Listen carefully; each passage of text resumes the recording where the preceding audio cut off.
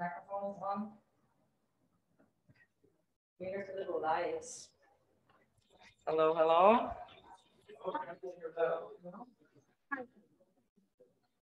Yeah. Then small.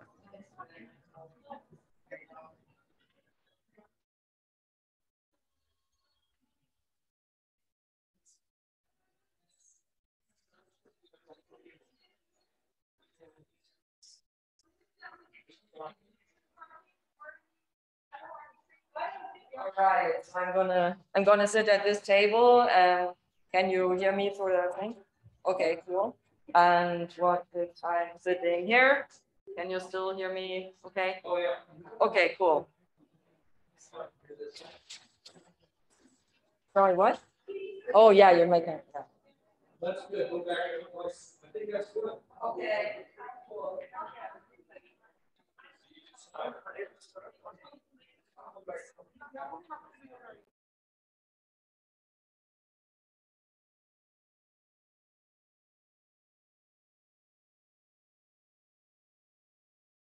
So you take that microphone.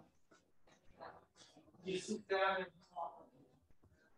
Okay, I'm going to speak into the microphone now. I'm reserved for the speakers, but can you also hear me online? Can you hear me online? I am speaking to the microphone. I'm not sure if it's speaking out. Everything, yeah? Okay. I love your faith in humanity, Chris. That won't.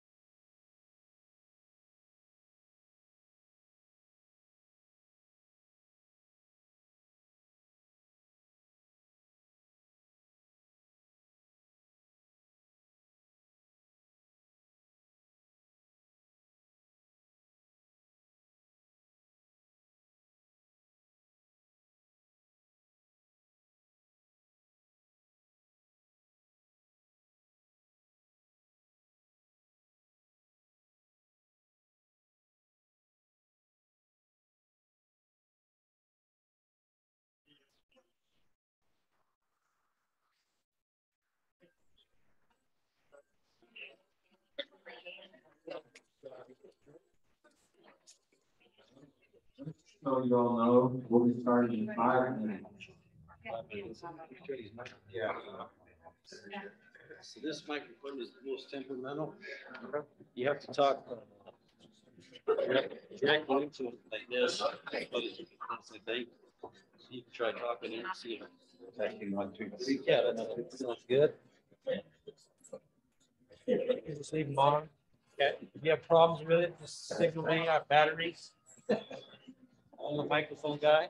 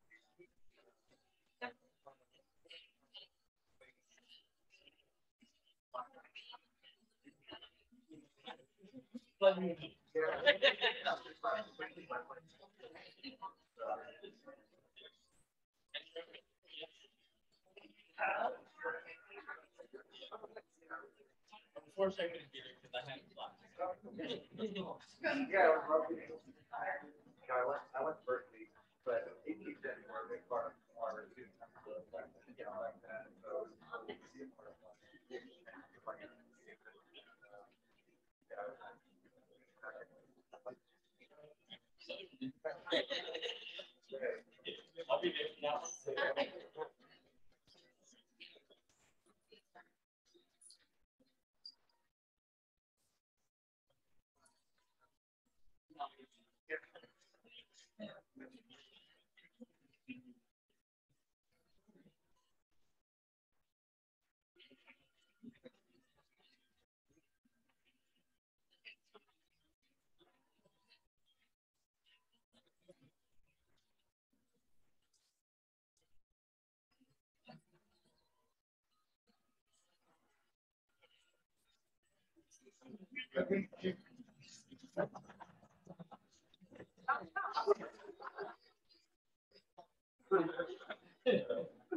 yeah.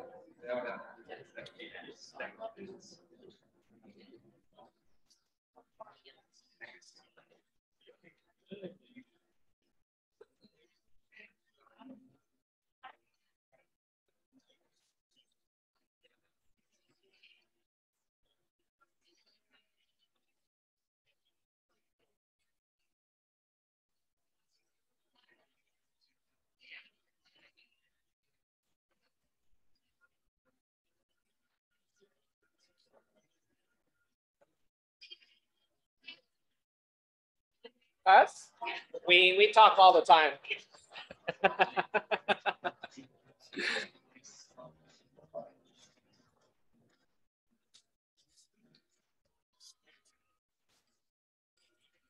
EAs dress similarly.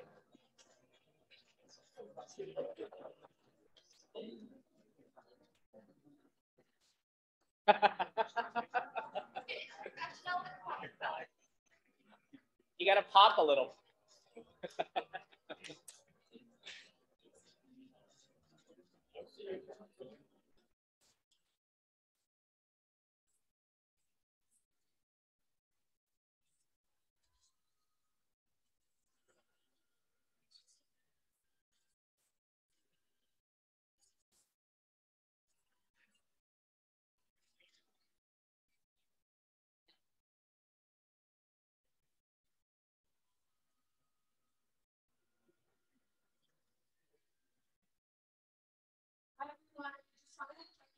Anyone in need of Spanish interpretation? Okay, all right, thank you so much.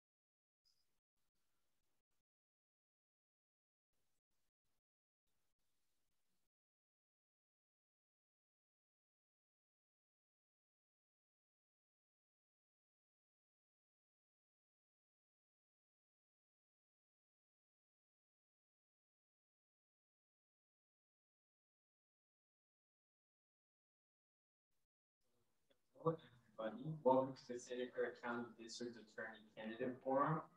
My name is Brandon Rule. My name is Charis Morales, and today we'll be the MCs for today's event.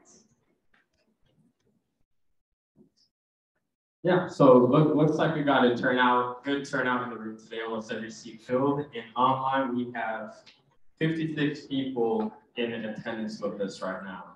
So going over the objectives of the forum real quick, there are 4 objectives. The first one is to educate community members about the role and importance of the district attorney. The second one is to help community members hear firsthand from district attorney candidates and make informed choices at the ballot box. The third one is building long-term relationships between Sacred Heart Community Service and elected officials. And the fourth one is just to remind everyone that the primary election day is on June 7th. And the last day to register is May 23rd. And today we have with us 3 of the candidates from the district attorney's race, Sajid Khan, Jeff Rosen, and Daniel Chung. And before we begin, just wanted to pause to acknowledge whose land we're on. Most of us in the Bay Area are on Ohlone land. We are grateful for the Ohlone people's past and present stewardship of their ancestral lands and resources. Justice requires restoring these lands to the Ohlone people. Justice also requires dismantling the ongoing system of colonialism that we participate in by living and working on these lands. We are committed to the visibility of Indigenous people and lands and to reflecting on our own ancestors' legacies so we can build a better future for the earth and for generations to come. We encourage you to reflect, learn, and take action to support local Indigenous groups and organizations. And now we'll go over who we are. So Sacred Heart Community Service has been serving the local community since 1964. We provide essential services, work together to improve our lives, organize for justice, and inspire our community to love, serve, and live. Our commitment to social change requires us to act on both the root causes and consequences of poverty. Our strategy is to pursue transformational community change through leadership development and public policy led by people affected by economic and racial injustice, and by helping people with their immediate needs for food, clothing, better jobs, and financial assistance. We won the country's best anti-ICE policy in 2012 and made it even stronger in 2019. Our county won't turn anyone over to ICE without a judicial warrant. In 2020, we won fees on both residential and commercial development in San Jose, raising millions to build affordable housing. In 2021, we helped secure a community-led committee in the city of San Jose to the Reimagine Public Safety, which has created over 40 proposals to be heard by the city council in May of this year. In 2021, Sacred Heart organized residents and small business owners to protect the historically and culturally significant Calle Willow from the kinds of displacement experienced by small business owners in Alum Rock and the Berryessa Flea Market by getting the Calle Willow Business District removed from San Jose's general plan of 2040. Between October of 2020 and January of 2022, of the Care First Coalition to turn out 60 different organizations to submit letters of support. Faith communities, direct service providers, and community groups representing thousands of county residents. Over 1,300 community members to sign a petition and 155 citizens who showed up to make public comment at the January County Board of Supervisors meeting to vote no to building a new jail. While a few of the supervisors ignored this outpouring of opposition to the new jail, they did also vote yes that day to invest in county community process to develop and fund the kinds of alternatives to incarceration that will promote real community safety. So with our organizing, our calls, our emails, signatures, and our civil disobedience, we made it happen. And now we'll let each candidate introduce themselves. Each person has 60 seconds, just explain who you are and why we should. We can start with Daniel Chung. Good evening. Can everybody hear me? Thank you for joining me on Friday night. My name is Daniel Chung and I'm running for district attorney.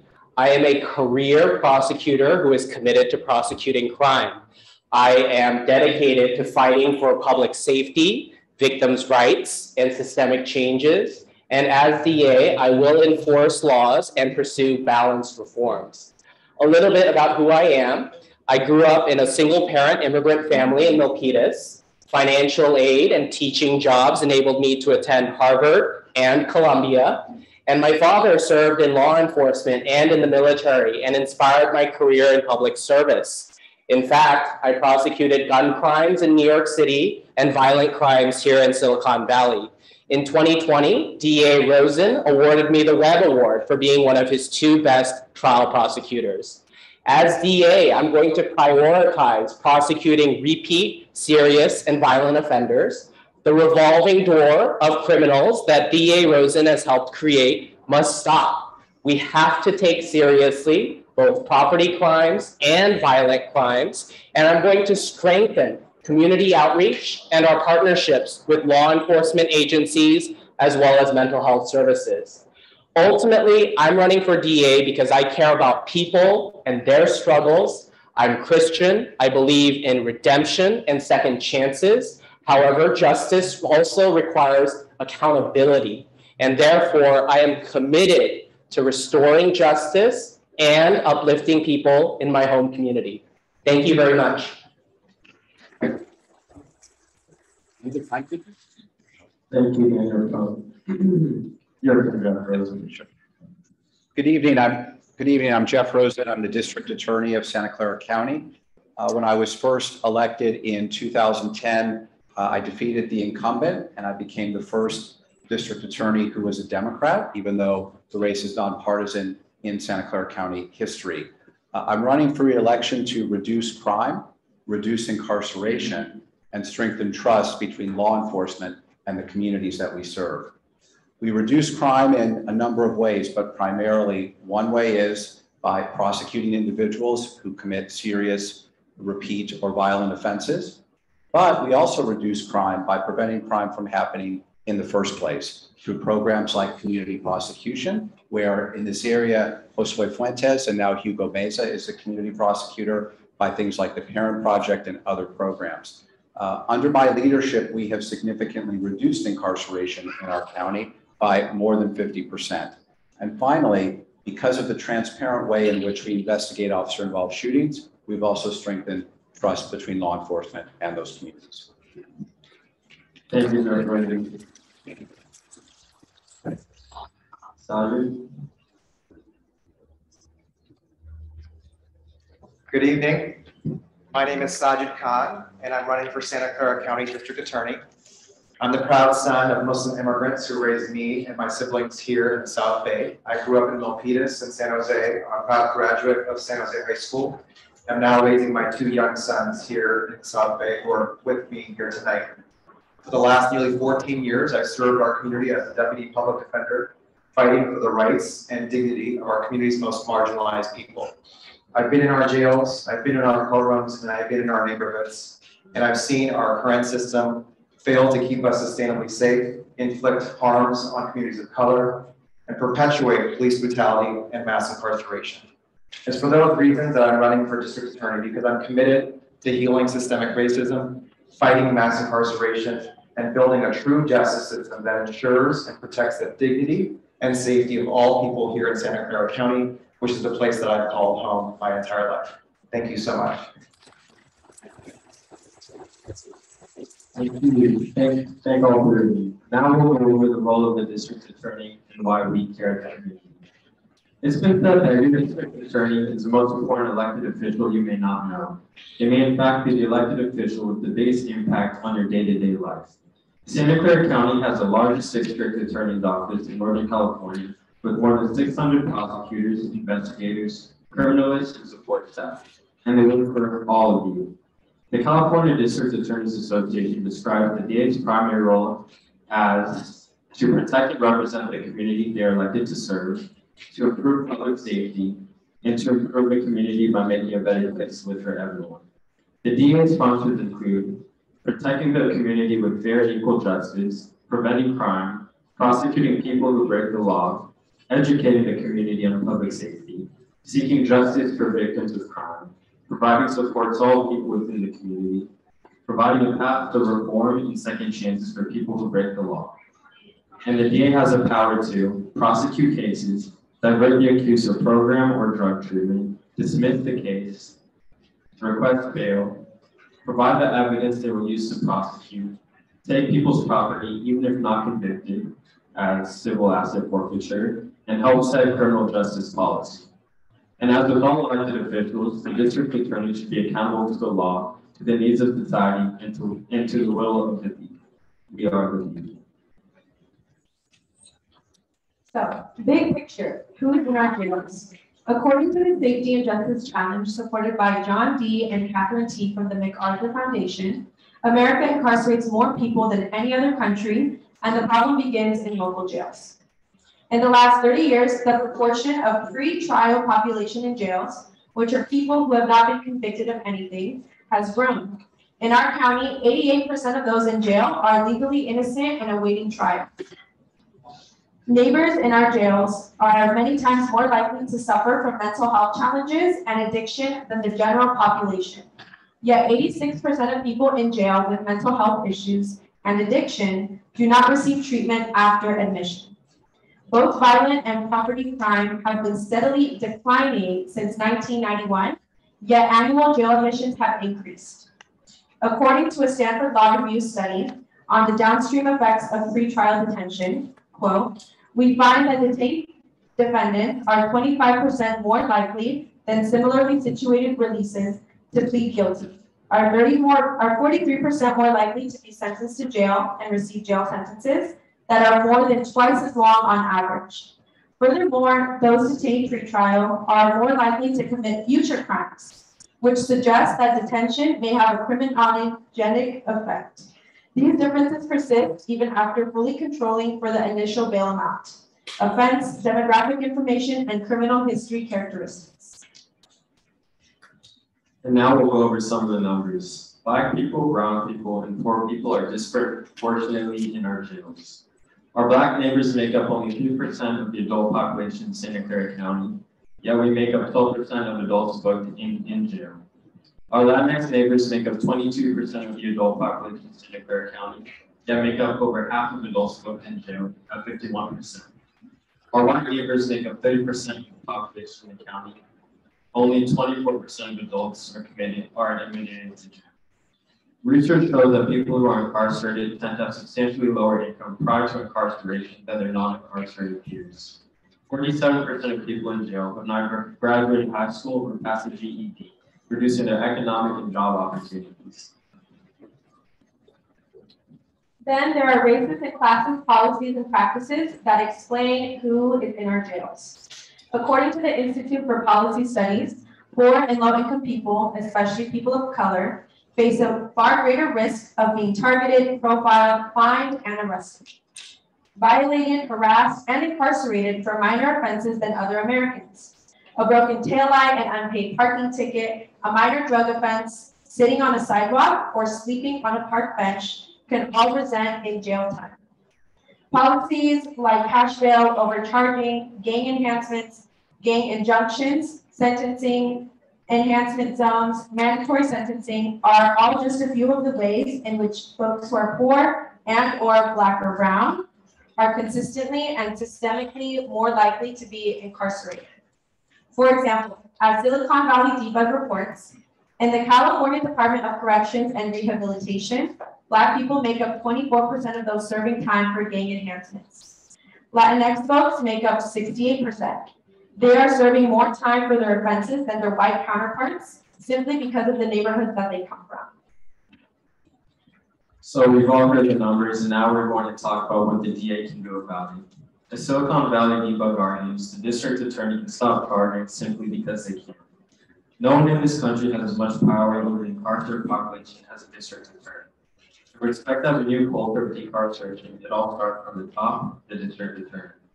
While there might be systematically racist policies at the state or federal level, such as gang enhancements, the district attorney has the discretion to choose whether to apply or not to apply such policies. The district attorney can uphold the law while simultaneously undermining the most destructive ways in which racism and classism have been embedded in our criminal punishment system. That is why we're here today and why we're excited to hear from each of our candidates for district attorney. We would like to thank you all for being here this evening, and now I'm going to review the protocol. So panelist questions. There will be 3 rounds of questions, and this will be a 35-minute panel addressing questions we gathered in advance, a 1-word answer lightning round, and a 10-minute panel addressing questions submitted by today's audience. We will take a short break after the first round. At that time, you can submit your questions. If you're in the room, on a card, you can pass them to the end of the aisle and they will be picked up. And if you're listening from Zoom, you can send them in the chat at any time to the host. Accessibility. Spanish language interpretation is available in the room, and you can get a listening device from the registration desk. Please make sure for those that are speaking to please pace your speech so the interpreters can keep up. And live transcription in English is available on Zoom. The Zoom chat is open if you need tech support and for submitting questions to the panelists. And now let's review some of the decorum for the candidates. With the exception of the lightning round, candidates will have 2 minutes each to answer the questions. Set expectations that, we as the moderators can interrupt and redirect if the candidate isn't clearly getting to the answer. Thank you. And now we'll start the questions. So currently, Santa Clara County spends $100,000 per year per person incarcerated in our county jails, nearly 90% of whom are pretrial and thus innocent in the eyes of the law. What evidence do you have that this is an effective use of our taxpayer dollars? And what evidence do you have that jail actually reduces crime or produces justice for those who have been harmed by crime?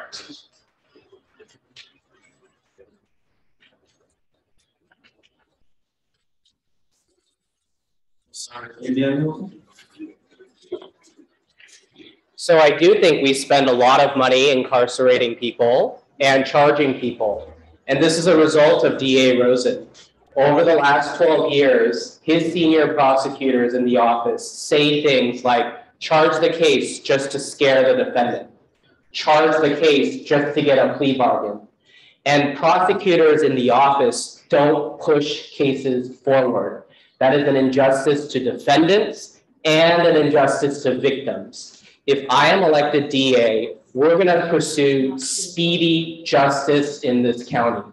No one, whether you're accused of murder or whether you're accused of theft, should have to linger in a carceral facility while awaiting justice. We're going to push for speedy preliminary hearings.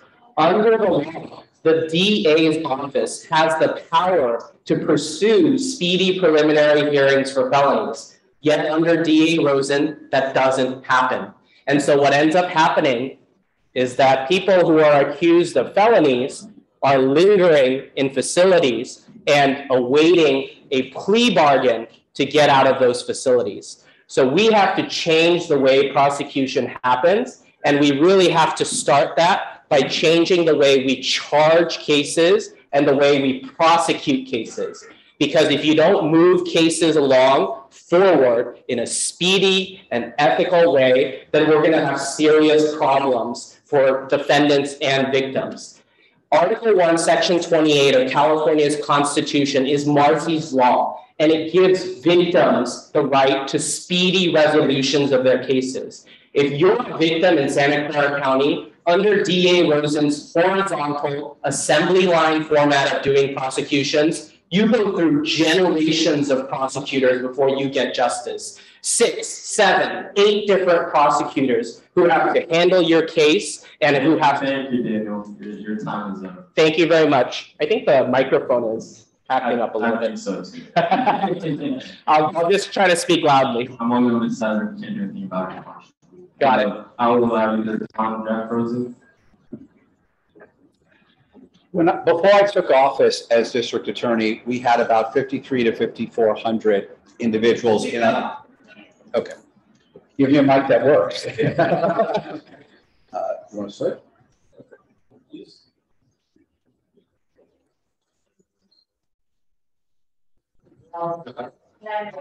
Before I took office as district attorney, there were 53 to 5,400 people in our jail. And under the policies I pursued, we cut that number more than in half to where it stands today at 23 or 2,400.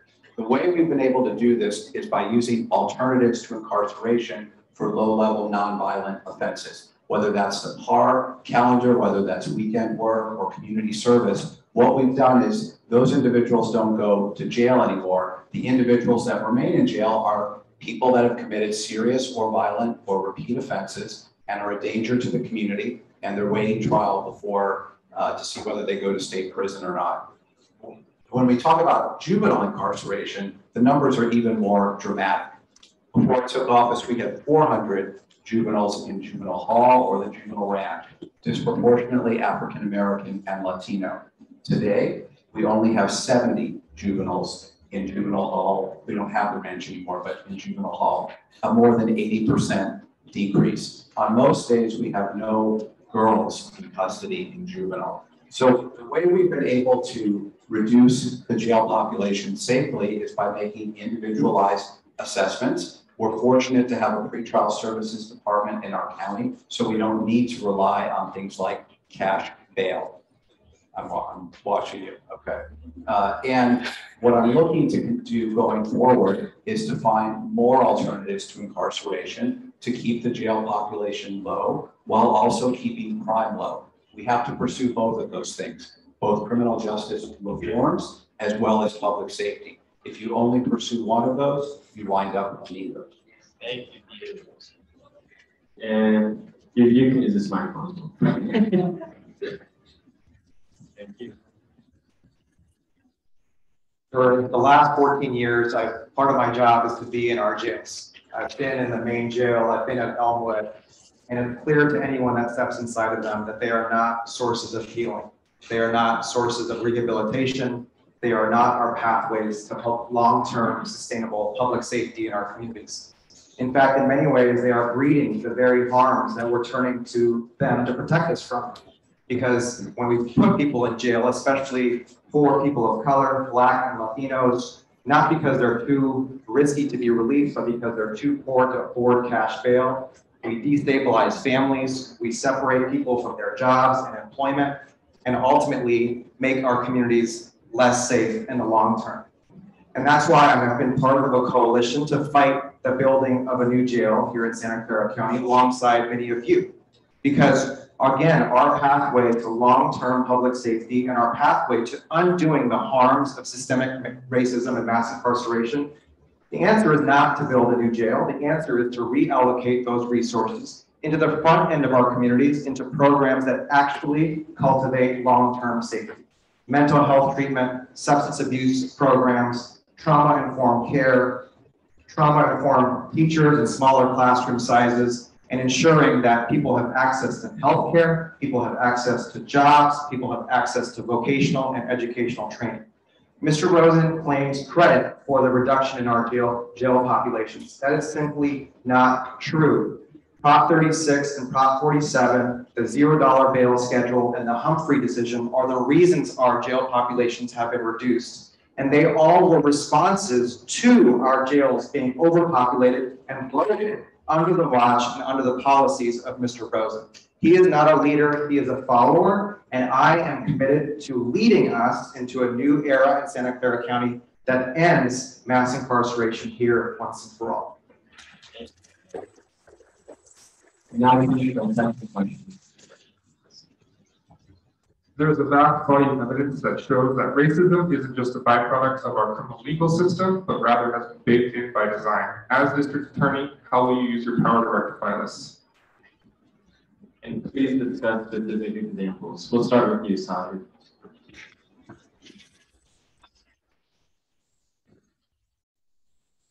Come to our jail on any given day, and you'll see systemic racism on display.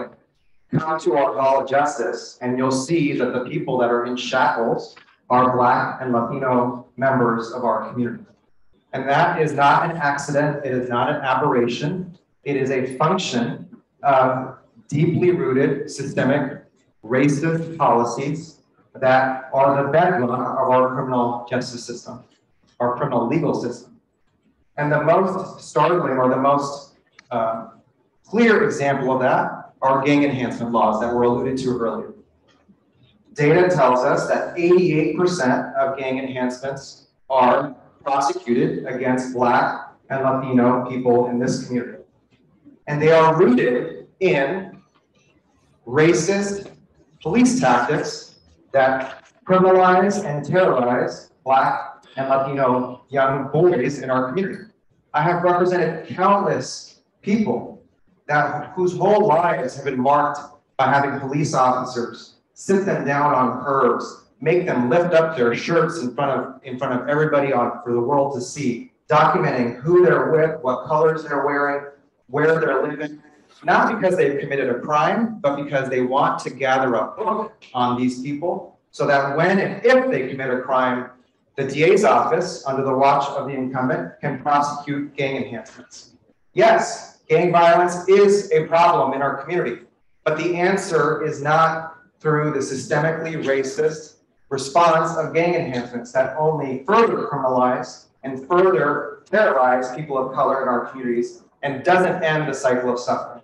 What we need to do is end the practice of prosecuting gang enhancements and address the root causes of gang violence in our community, which I've already alluded to: poverty, mental illness, family separation. When we address those things, we remedy gang violence, and jails and prisons are not our pathway to that answer.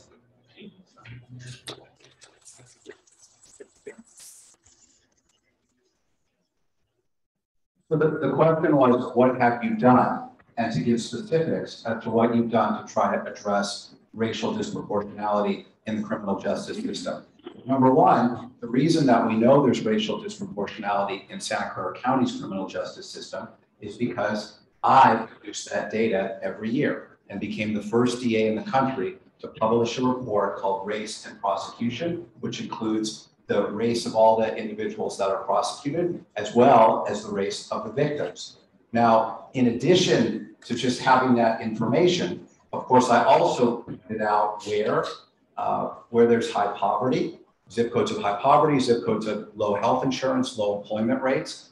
All of those zip codes had high crime as well. So one of the things that I did was to send community prosecutors to those zip codes specifically to prevent crime from happening in the first place and to provide positive alternatives for young people so they don't join gangs or get involved with drugs.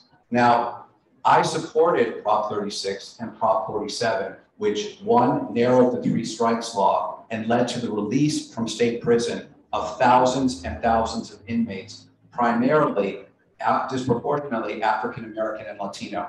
I was one of only 3 DAs and sheriffs out of 116 in our state to support that. Proposition 47, which reduced penalties for drug addiction and for low-level thefts. Again, one of only 3 prosecutors in the whole state to support that. And that led to the early release and not going into jail or prison for those that are primarily African-American and Latino. Those are the specific things that I've done which has addressed these issues. And in addition, there's more that we can do, but I think we also have to remember that the victims of the crimes that we're prosecuting, particularly gang enhancements, the victims are disproportionately African-American and Latino, and those families have never told me not to file the gang enhancements. Those families have said, if my son has been killed or murdered or raped and you have evidence to put them away for as long as possible, that's what I want you to do. That's what those families have said to me. Thank you. You don't have to clap. You don't agree with it, it's okay. Daniel Chung. And another reminder, the question is, how will you rectify systemic racism in this? Race If you use this microphone.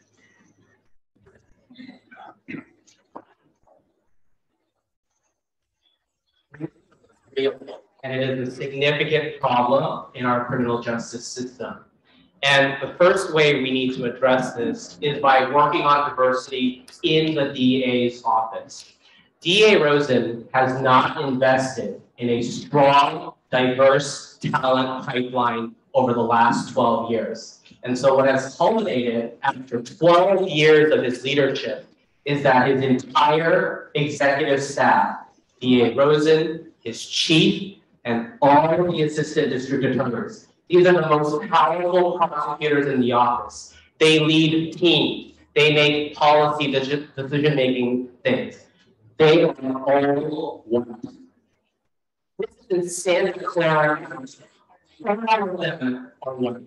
This is like a 1950s boardroom, right? This is unacceptable, right? And corporate America likes to get away with diversity issues by saying, oh, we have plenty of diverse people at the bottom. That's not good enough. You need to nurture them. You need to train them. You need to keep people. You need to grow people. Why is it so important to have diverse people at the very top? We're 40% Asian, and we don't even have one single assistant district attorney currently who is Asian American. That is tragic in Santa Clara County. Why is it important? Because those are the assistant district attorneys that make pre-strike decisions.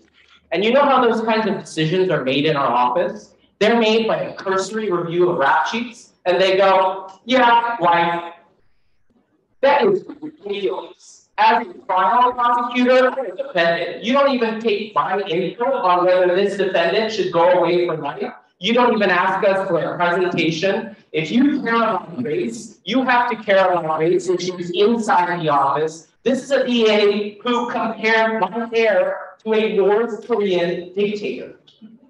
Thank you, Daniel Chung.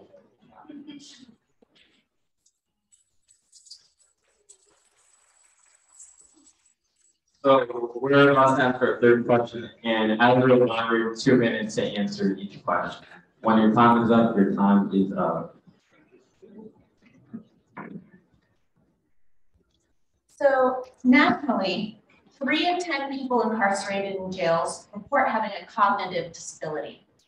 People with disabilities are considerably more likely to be arrested than people without disabilities. If there's an intersection of another marginalized identity along with a disability, the proportion is even higher. Should a person's disability be taken into account when questioning a person and when a sentence is handed down? What type of modifications might you use when questioning a disabled person? Thank you. We'll start with you, Jeff Rosen, then we'll go to Daniel Chung, and then end with stop. In our county, the largest provider of mental health services is our county jail, and that's really not acceptable. And that's also true in every county in the United States. In our state, due to the closing of state mental hospitals when Reagan was the governor, all of those individuals, instead of being treated in a state hospital, the counties were supposed to handle that. And the state was supposed to give the counties money to do that, and the state never did that. And a result of that has been too many people that are mentally ill in the jail. I know about this firsthand because several years ago, a mentally ill inmate named Michael Tyree was murdered in the jail by 3 correctional officers. I prosecuted that case. That case we got murder convictions on. It's one of the rare cases where a law enforcement officer has been convicted of murder. And it's a very difficult case, but it was the right result.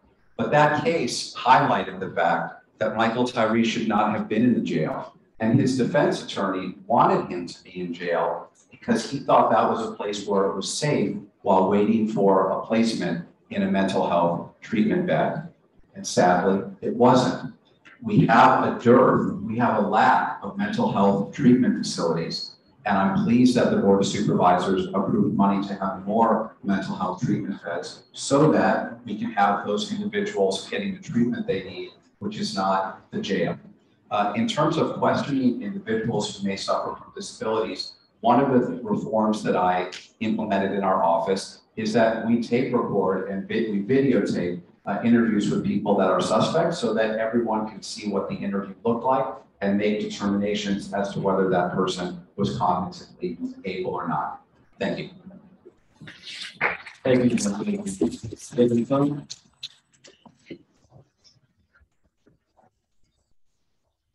Physical and mental disabilities obviously affect people significantly. Their lives, their way of being, their way of existence, and we need to have compassion. When I become DA, the three values I care most about are integrity, competence, and compassion. So whether you are a defendant or whether you're a victim, if you have disabilities, those are things that we should consider. Those are things that we have to holistically consider when we evaluate people. Even when I was in DA Rosen's office and prosecuting very serious cases, when I dealt with defendants, I treated them individually. And what that means is you have to look at each situation holistically. It's kind of like college admissions these days, where it's not enough just to look at your stats, your objective numbers. You know, what are the crimes that you have committed? What does your rap sheet look like? What are your charges? I reached out to defense attorneys. I tried to get mitigating information. And even though disabled people are sometimes still capable of committing crimes, when it comes to sentencing, right? When we sentence disabled individuals, we should take into consideration their disabilities and how it affected their culpability as well as their crimes.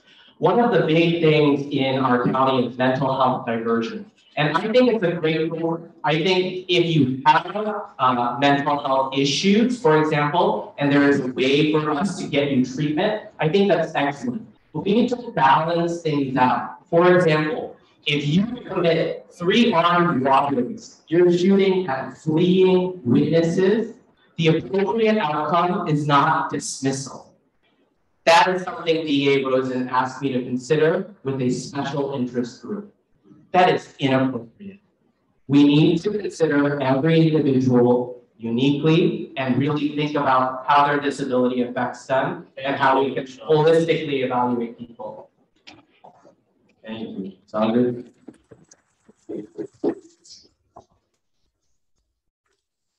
First thought that comes to mind for me is that we need a DA's office that is committed to seeing and honoring the humanity of every human being in this county.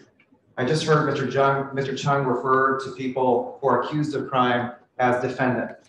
And that sort of dehumanizing language is so commonplace in our courthouses where people are called bodies, they're called offenders, they're called gangsters.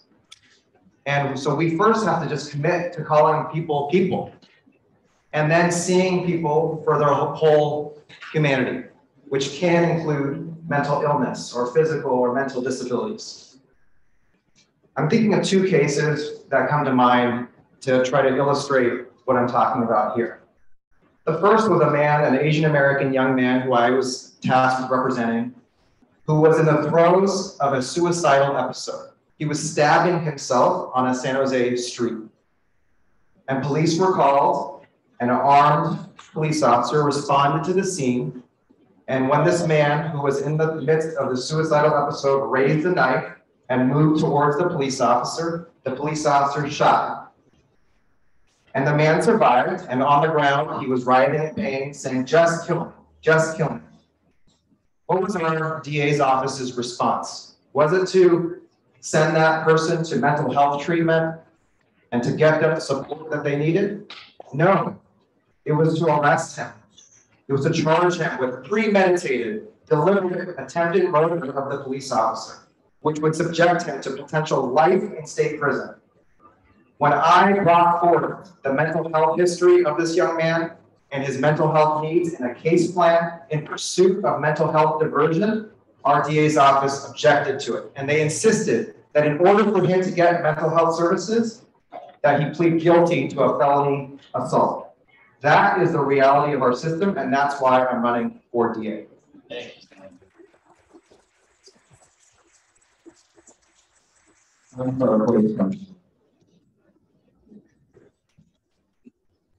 This winter, both the custody and public health departments called on the county to reduce the jail population from over 2,600 people to 2,000. How do you plan to further reduce the jail population? Discuss specific examples. Thank you. We'll start with Sajid, then we'll go to Jeff and finish with him.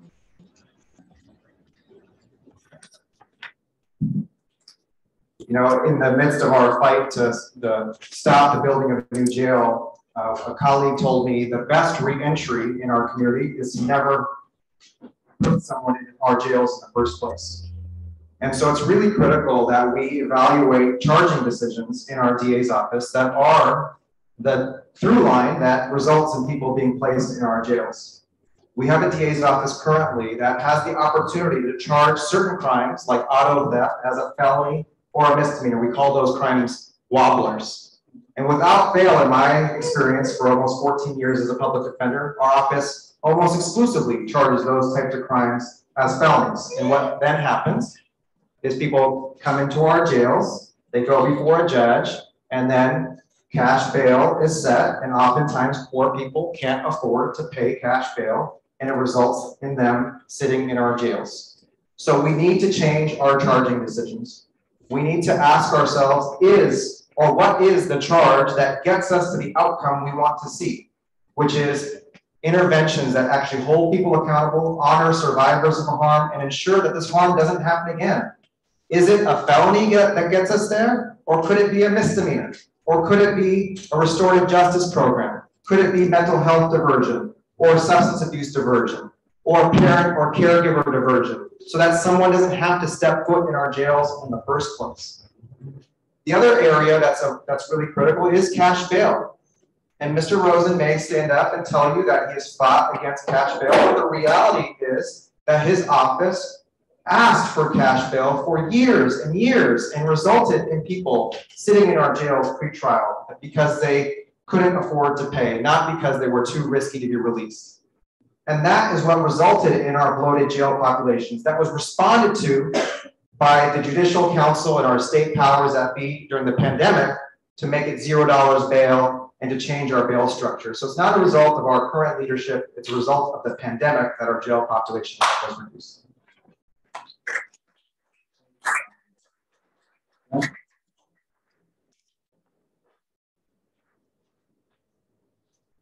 The reason that the jail population was able to be safely reduced when COVID happened was because the DA's office, under my specific direction, directed that we would allow many individuals to be released. We went through everybody who was in custody. We would look at what the charge was, how much time the person had served, and because of that, that's why people were released. It wasn't COVID, it was the DA's decision, because the courts were so shut down at that point.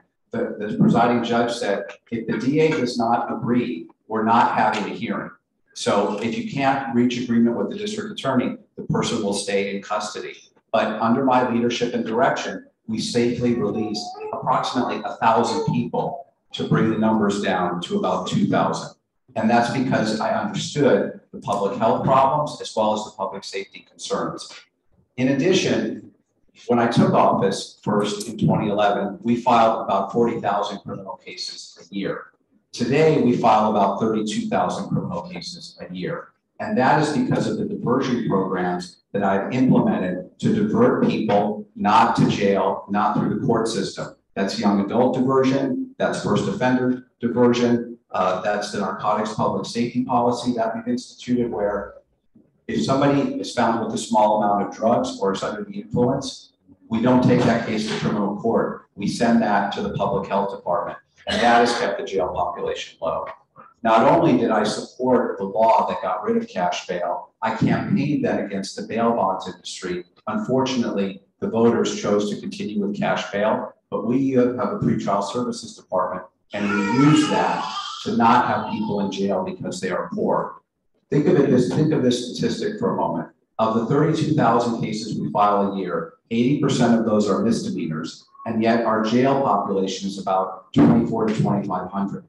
That means that more than 90% of people are being safely released. Thank you, Judge.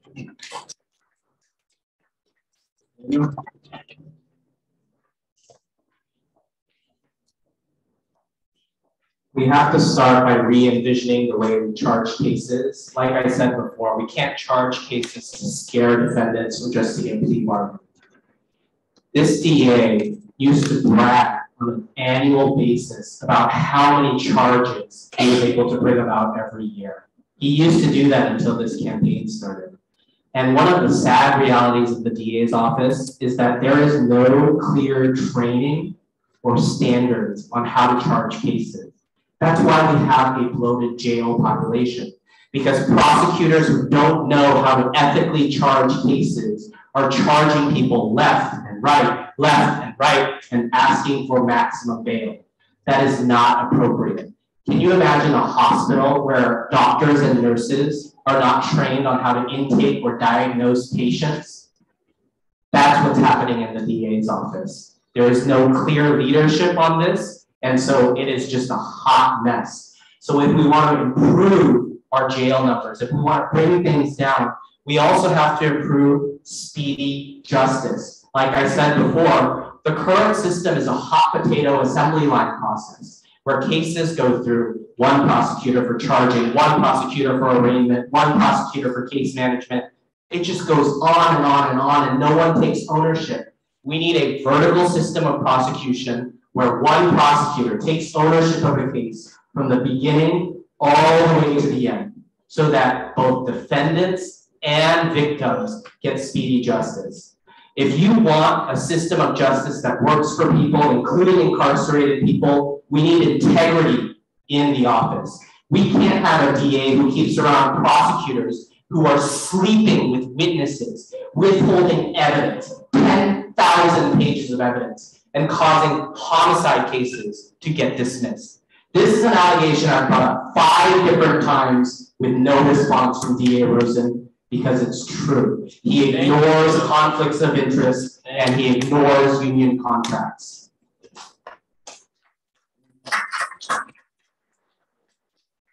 Any question? How do you or how will you prioritize mental health treatment and addiction recovery treatment in your role as DA?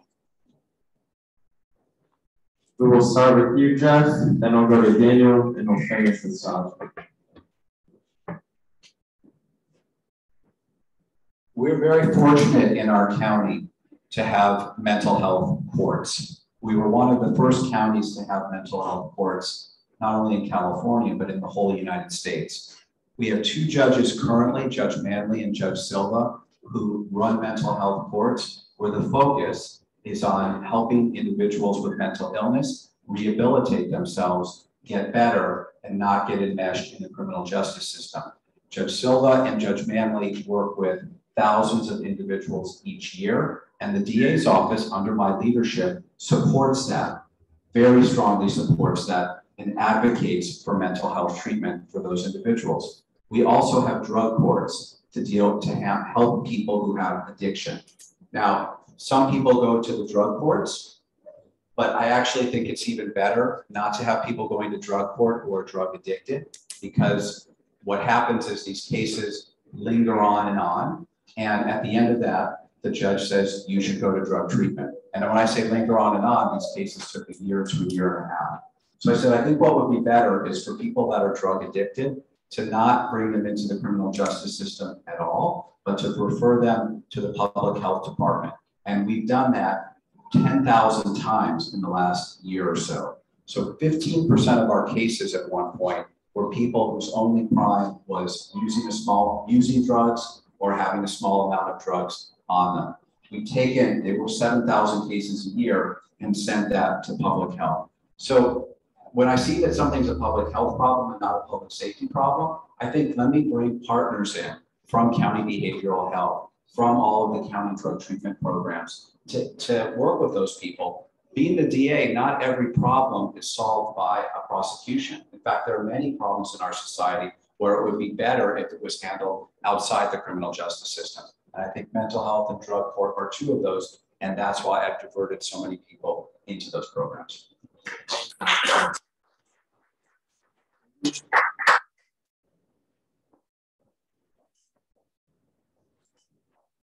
Mental health is a deeply personal issue for me because I have lived experience regarding it. When I was 8 years old, my father committed suicide with a gun, and he was suffering from various mental health issues. And so for me, from childhood to adulthood, this is something that I deeply care about. And when I think about defendants, when I think about victims, I take into consideration mental health. Because like physical health, mental health is essential to our well-being. And if people don't upkeep their physical health and their mental health, there are going to be problems. And so when I advocate for things for victims and for defendants, I want us to think about mental health as well as physical well-being of people. DA Rosen likes to brag about his mental health courts and his drug courts, but the reality is that over the years, DA Rosen has eviscerated drug court. We need intervention programs. We need diversion programs. We need people to go to treatment, to get help. I've talked to residents, to business owners, to families, to law enforcement. I'm campaigning every day out there in the communities until the sun sets. And when I talk to people, they tell me how these programs are life-saving. The early interventions, the courts that we can plug them into. And what DA Rosen has done is eroded that, completely eroded that. And we can't have something like that. We need a DA who's going to be compassionate. You know how I know he doesn't care about mental health? Because he stigmatizes it and weaponizes it. At an earlier interview a few weeks ago, when I criticized his policies, what he said to me, instead of answering the criticisms, the substantive criticisms, was just saying, Daniel, I feel sorry for you. You should go get help. He stigmatizes mental health. He weaponizes it. He likes to put his employees on wanted posters in order to terrorize his employees.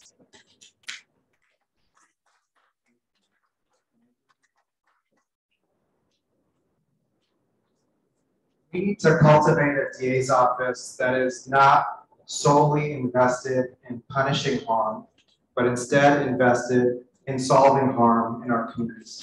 We need to have a DA's office culture that does not celebrate convictions and high conviction rates and life sentences. We need to have a DA's office that celebrates solving harm in our community and connecting people with services that make them, their families, and our communities safer in the long term. We need to have a DA's office that is asking the critical question of why did a harm occur in our community, and then responding with individualized, evidence-based responses and interventions that actually address the cause of the harm and lead to sustainable public safety. But our DA's office now doesn't ask that question. I can count on two hands how many times a deputy DA has asked me, what was going on in your client's life that caused him to commit this residential burglary or this auto theft or domestic violence or other forms of harm in our community? They never ask that question, but that's the question that they need to be asking. Instead, the question they ask is, how much time will your guy take? How many charges will they take? Will they take a felony? Will they take a strike? That's what we talk about in court. And it's I, as the defense attorney, that have to say, well, my client, the person I'm representing, was suffering from mental illness, and here's a diagnosis. He was suffering from poverty and substance abuse issues. Because when we ask those questions and we get to the root causes of harm, we can actually cultivate long-term safety. It's easy to send people accused of simple possession of drugs and being under the influence of drugs to mental health treatment or substance abuse programs. It's a lot harder when someone's accused of a robbery, someone's accused of an auto theft or domestic violence, to treat those people as opposed to purely punishing them in our jails and prisons. But that hard work is what creates long-term safety in our communities.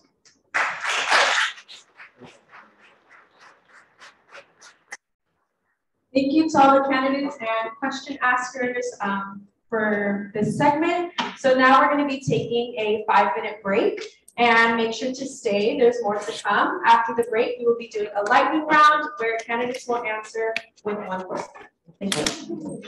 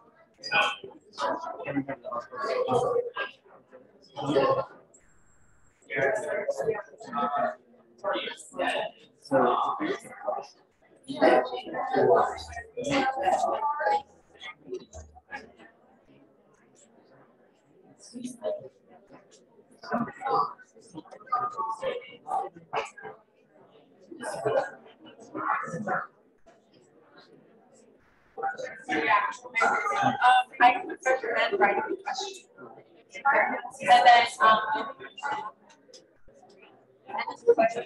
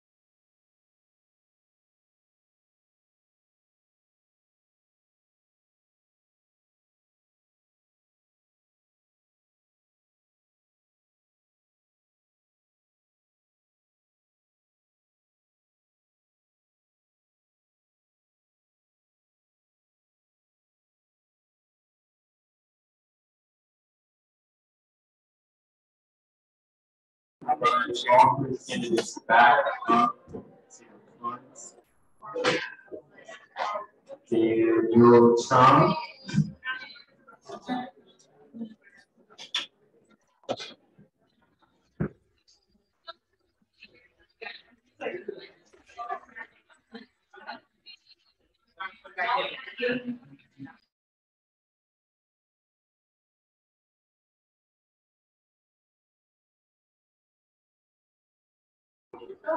All right, welcome back, everyone. So we'll be starting the lightning round, and just to remind everyone what the lightning round is we ask questions, then each candidate just gives a one-word answer, most likely being yes or no. And then the order of events is start with you, Sergeant, and then we'll go to the left, and then just keep going back and forth. Okay. So Sergeant, Jeff, Daniel, Jeff, Sergeant, back and forth. Okay. Okay, so first question. Do you believe the County Board of Supervisors made the right decision to fund a new jail? No. Yes. Yes. And Sergeant said no, in case you could not hear that. Second question, do you support applying game enhancements? Daniel. Oh, sorry. Sometimes. Sometimes. No. Do you support cooperation with ICE? No. Sometimes. Sometimes.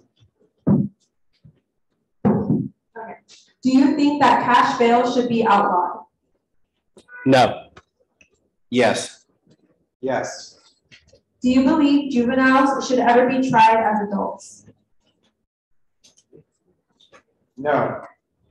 Rarely. Rarely. Do you support applying 3 strikes enhancements? Sometimes. Sometimes. No. Okay, that was it for the lightning round. So now we'll be taking questions from the audience that were turned in here in person and also questions from Zoom. So the first question is from Zoom. What will you do as DA that's going to change to hold cops accountable for their violent behavior and ensure that investigations are done thoroughly with integrity and transparency and a timely manner with respect to family survivors? And you have 1 minute to answer. We'll start with Sergeant.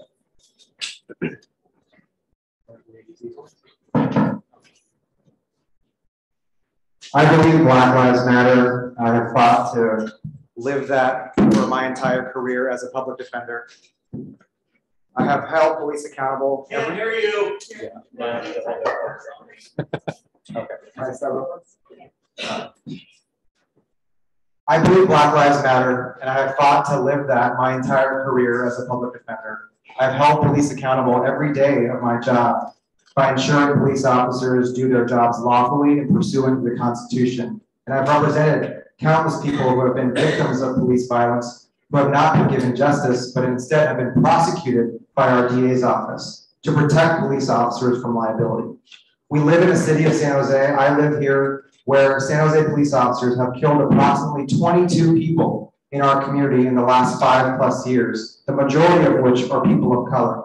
There have been 0 prosecutions of any of those police officers for a single crime. Our incumbent DA's office has not prosecuted a single San Jose police officer in his entire tenure who shot and or killed a fellow human being in our community, and that is unacceptable. And I will be a commitment to holding police accountable and ensuring that police officers who police our communities do their jobs constitutionally, lawfully, and safely.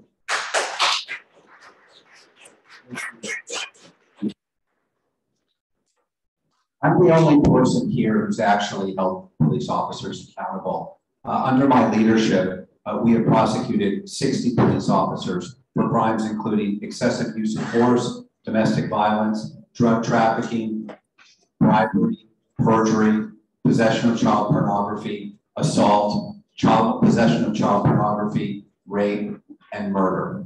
I take very seriously the obligation to hold police officers accountable when they break the law. As it happens, the 22 cases that Mr. Khan refers to, all of those reports about those cases are public, And there has not been controversy about those because we do an objective, thorough, independent report. And if the officer commits a crime, we'll file charges. If the officer does not, then we will explain to the community what happened and why. I personally called the decedent's family in all of those cases and talk with them about what we found before any report is released to the public. And what's interesting is people have very different reactions. Many times the reaction is, I understand. He came at the officer with a knife. The officer had to protect himself. Thank you. I have held police officers accountable as well, both in New York City and in Silicon Valley. Sometimes people have talked about how I am the most confrontational with the police officers and actually hold them to account. In fact, I used to have an office mate in New York City who came to my office and asked, Daniel, are you going to be okay? Because you seem to be having a very heated conversation with a police officer. I hold them to account. I make sure that they're doing their investigations ethically, and if we cannot prove something beyond a reasonable doubt, I push back. This DA hides the Brady list from his own prosecutors. That Brady list shows police misconduct. All of the prosecutors in the office need to have direct access to that Brady list so that when we see officers who are problematic, who have credibility issues, who have misconduct in their past, we don't take those cases to trial. We look at them very carefully and we figure out what's really going on with those cases. So it is important to hold police officers accountable, and I have done that. Thank you. Next, let's start with Daniel. What does integrity mean to you? Integrity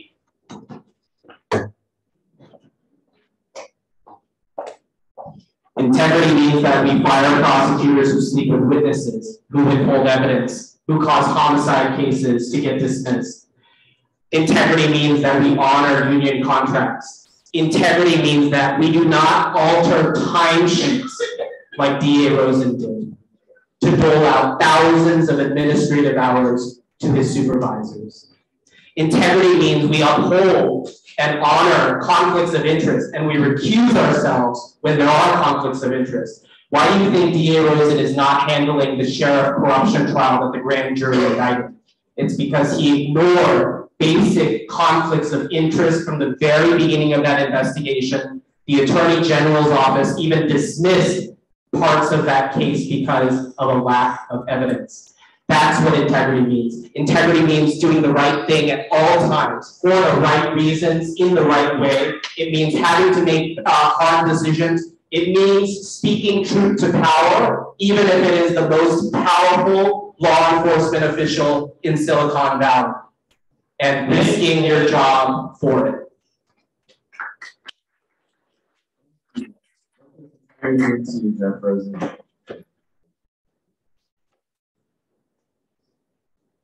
Seems like the question is, DA Jeff Rosen, are you Attila the Hun or are you Joseph Stalin? And when have you stopped beating your wife?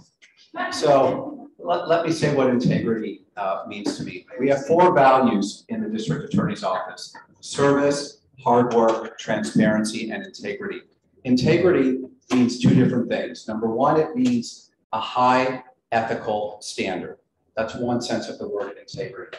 Integrity also means structural soundness, something that is solid and sound. And all of the decisions we make in the DA's office come from a position of strength, a position of integrity. So that when we make a decision as to this is why we're charging this case, or this is why we're doing these charges, we have solid reasons that go back to the facts and the evidence, not the color of people's skin, who is the defendant, who is the victim, or who's their defense attorney, or whether they have a private attorney or a public defender. We make our decisions based on the facts, and that's what integrity means. Thank you, Jeff.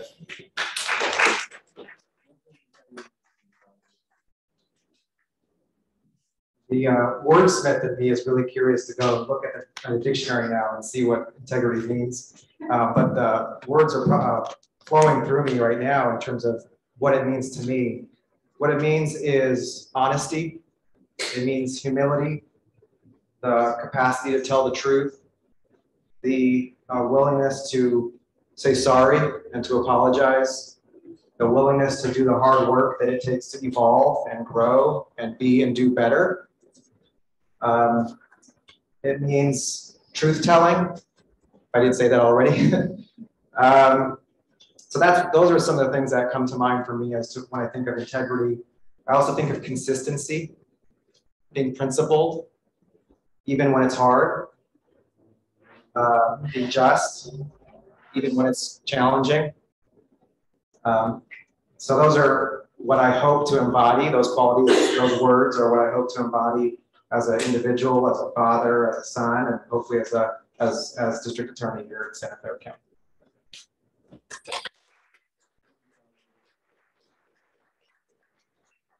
And the next question is from Zoom. What are obstacles to having classes including job training, GED, and training reduction classes in every dorm at Elmwood? Why do some dorms offer no classes?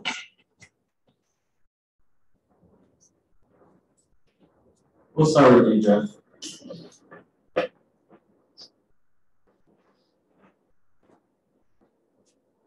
Several years ago, I went to Germany with a group of state prison directors and criminal justice activists to study the German prison system, which is much different than ours, very rehabilitatively focused, tremendous resources put into the prison, and really a place of true rehabilitation and healing. And when I came back to California, I then looked at our jail, at our prisons through a different lens. And one of the first things I did was say, we have a program called the Parent Project, which helps parents of teenagers that are maybe starting down the wrong path of gangs or drugs. Could we teach that in the jail? And after a lot of lobbying of the sheriff's office, we now teach that in the jail to men and women that are there. That's a program that's taught at Elmwood. And I think it's important because it helps to reduce recidivism and gives people the tools for when they get out of custody to not go back into custody. I think that's very important.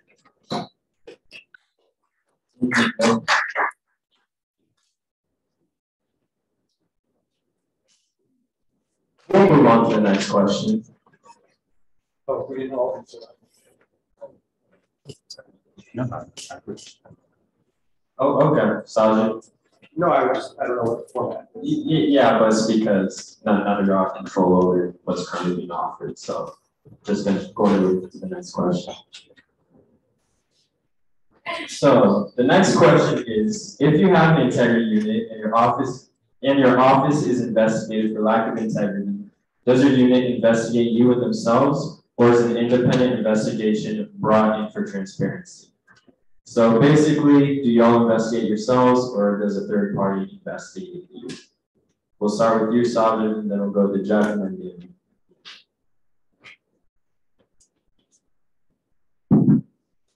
So one of the forms of accountability and checks and balances in our system is the Public Defender's Office. And that's what I've done my entire career for over 14 years, is hold our DA's offices to account to ensure that they're not overcharging, they're not bringing frivolous or unsupported charges, to ensure that police officers who are collecting evidence in our communities are doing so lawfully and constitutionally. And I'll continue to bring that ethos and spirit once I'm elected as district attorney. When we talk about conviction integrity, sometimes we think of, do we have innocent people sitting in our jails and prisons? But we also have to ask ourselves, how are we securing convictions in the first place? Are we doing so with coercive plea bargaining tactics? Are we exploiting people who are being held in our jail on excessive, disproportionate cash bail, and essentially pressuring them into convictions, threatening them with additional penalties and punishments if they don't accept an offer or if they take their cases to trial? That's not integrity, and I'll be committed to restoring that integrity once I'm elected DA.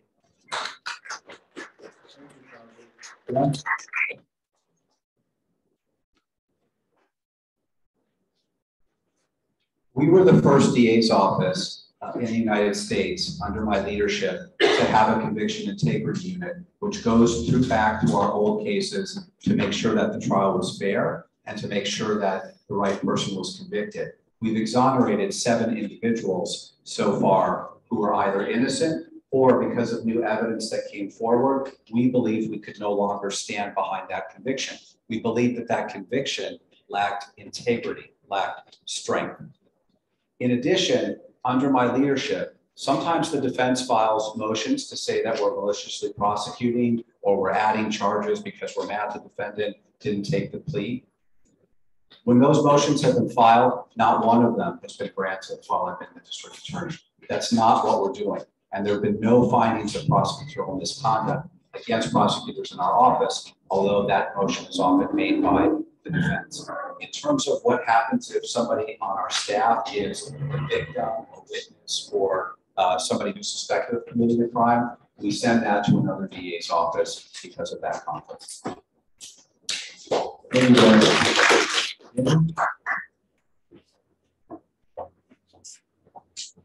When we have integrity issues in the office, we need to recuse ourselves because prosecutors can't be investigating their fellow prosecutors. There absolutely has to be an honoring of conflicts of interest.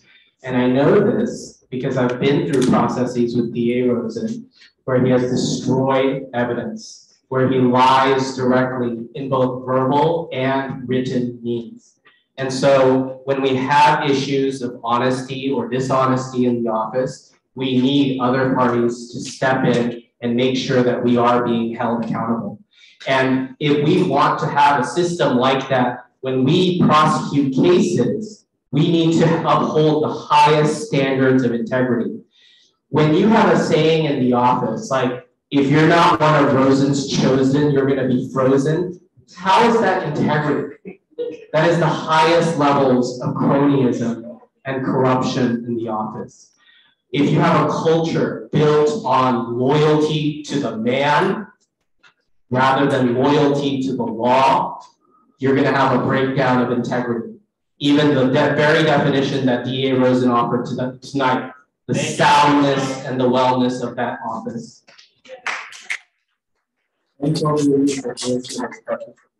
The audience, and at this point, we invite you all to just make a brief 2 minutes max final comment. We'll start with you, Daniel, then we'll go to Jeff, and we'll go to you, Sajid. 2 minutes, that's it. You know, it's because I used to be a teacher, I like to talk a lot. You know, I used to teach over 40 classes, over 1,200 students, and youth have so much potential. And people in our county have so much potential. And when I'm elected DA, I'm going to be fighting for you no matter what. Whether you're on the left, the right, the middle, I care about you. I care about you. I have lived experiences. I've gone through my own trauma. I've been a career prosecutor. I've interned at public defenders' offices. I know how to zealously prosecute and do it with integrity, with competence, and compassion, right? What you want in a prosecutor is someone who has the ability to prosecute cases. Sergeant can't say that a rapist belongs in prison. He can't say those words. Jeff can't own up to the lack of integrity in his office. I own up to things. I admit my mistakes. I admit my flaws. And I'm willing to be vulnerable with the public and transparent with the public, right? The public wants to believe that prosecutors are always doing the right thing for the right reasons in the right way. And if you care about justice, including racial justice for defendants, you also have to care about justice for victims. We need balance in our system, right? Defendants and victims deserve justice. Because too often the people who are victimized in our community come from low income, minority backgrounds. And having come from a single parent immigrant background, you know, I know what it's like. I know what it's like to lose your house, to go through mortgage foreclosure. I know what it's like to experience racism, mental health issues. I know what it's like to be retaliated against and harassed. So when I fight for you, I'm going to remember those experiences, and those experiences are going to be guiding me. Those are my values. That shapes my character, right? And character speaks volumes, right? If you want a good DA, you need a good DA with character. Right up to 2 minutes. Jeff, 2-minute comment. Thank you very much. As your district attorney, I work hard to pursue justice, to promote reform, and to enhance public safety. We've been through a lot in this county. The BTA and Gilroy Garlic Festival mass shootings left many of us grieving. My office continues to help victims with counseling, food, and shelter. We are survivors who rise stronger. When a Stanford swimmer raped an unconscious young woman and received a light sentence, I wrote the law that guarantees the next Brock Turner will go to prison. I filed hate crime charges against robbers that violently target Asian women. I convicted 3 jail guards of murdering a mentally ill inmate. I created centers that serve domestic violence victims and sexually and physically abused children all over our county in one place, one stop. We have reduced incarceration in our county by more than 50%. And we've done that with more mental health treatment, more drug treatment, more accountability, rehabilitation, and second chances. I brought into the office a DA Victim Services Unit, which serves thousands of crime victims every year, primarily African American and Latino, with housing, with emergency food, with domestic violence restraining orders, with whatever is needed. The Victim Services Unit, in many respects, is the heart of the DA's office. I believe that justice comes from a balanced and thoughtful approach. I'm proud to be endorsed by police officers and criminal justice reformers, by small business groups, by labor unions, by the president of the NAACP in San Jose, Silicon Valley, by crime victims, by the head of the Coalition to End Human Trafficking. The Mercury News has called me a real deal, a prosecutor who values justice, a public official with good ideas and the ability to implement them in a collaborative and thoughtful way. I go to work every day eager to serve you, and I look forward to continuing to serve you. Thank you.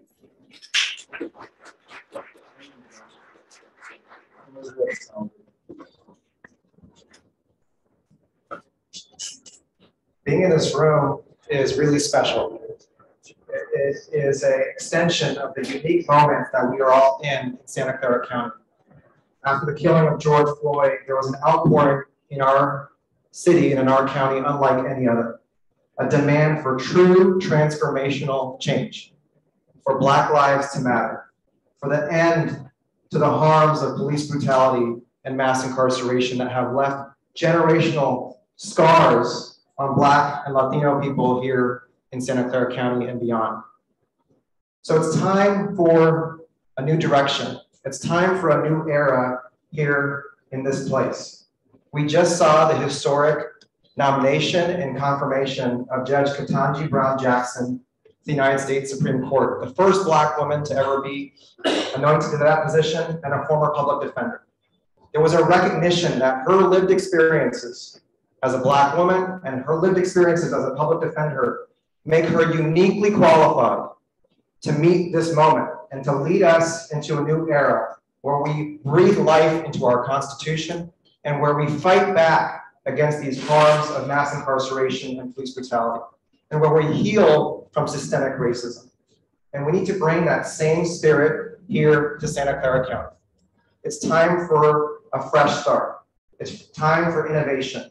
It's time for new ideas that move us in the direction of healing, justice, and safety and dignity for all our people. And leaders in our county have recognized that. State Senator Dave Cortese, Assembly members Alex Lee and Ash Kalla, retired Judge Ladoris Cordell, former Congressman Mike Honda, Planned Parenthood, the United Healthcare Workers have all endorsed me, a first-time candidate, because they recognize that I am uniquely rooted in this community and I'm uniquely qualified to walk forward with all of you together into a new era here in Santa Clara County, and I invite you to be with us in this movement. Thank you.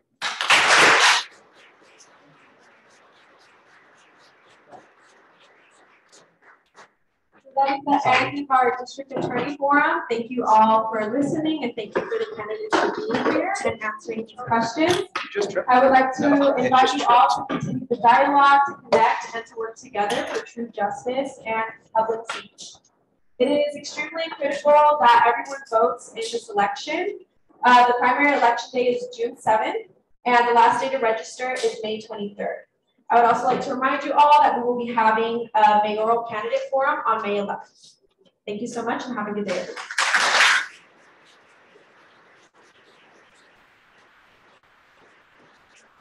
Sorry, that's Sunday.